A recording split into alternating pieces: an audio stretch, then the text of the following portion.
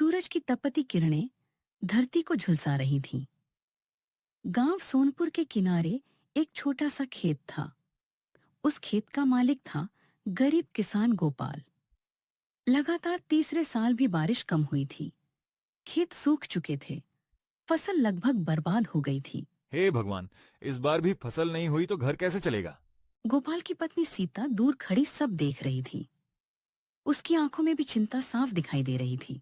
चिंता मत करो जी, कोई ना कोई रास्ता जरूर निकलेगा। रास्ते भी अब थक गए होंगे सीता।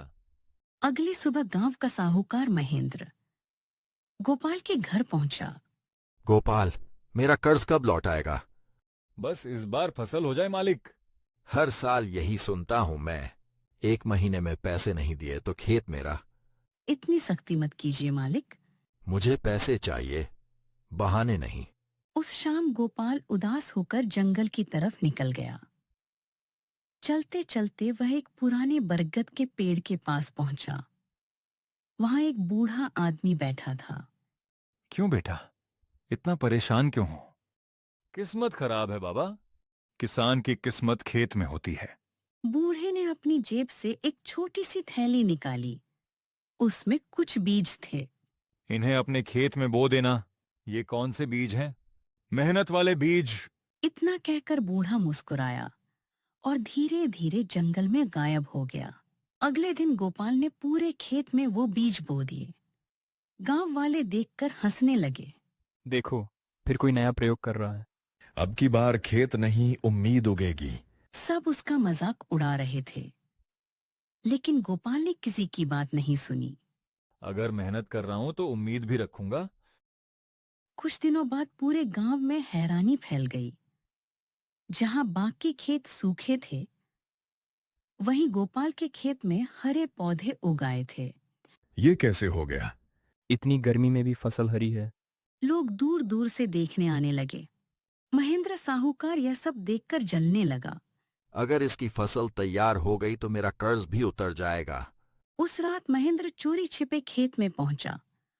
उसने फसल खराब करने के लिए जहरीला पानी डाल दिया। अब देखता हूं कैसे बचती है तेरी फसल। सुबह गोपाल खेत पहुंचा। कुछ पौधे मुरझाए हुए थे, लेकिन तभी गांव का एक लड़का दौड़ता हुआ आया। गोपाल काका, क्या हुआ? मैंने रात को किसी को खेत में देखा था। लड़के ने पूरी बात गांव वालों को बता दी। गांव में पंचायत बुलाई गई। सभी लोग इकट्ठा हुए। सच सच बताओ महेंद्र, मैंने कुछ नहीं किया। मैंने अपनी आंखों से देखा है। धीरे धीरे सच सामने आ गया। महेंद्र पकड़ा गया। तुमने गांव के किसान के साथ धोखा किया है। मुझसे गलती हो गई। गलती नहीं, लालच हुआ है। कुछ महीनों बाद गोपाल के खेत में रिकॉर्ड फसल हुई। पूरा गांव देखने आया। देखा जी, भगवान मेहनत का फल देता है। भगवान रास्ता दिखाता है, चलना हमें पड़ता है।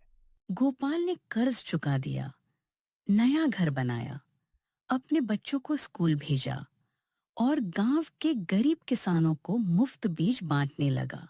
सीख: गरीबी इंसान को छोटा नहीं बनाती, लेकिन लालच जरूर बना देता है।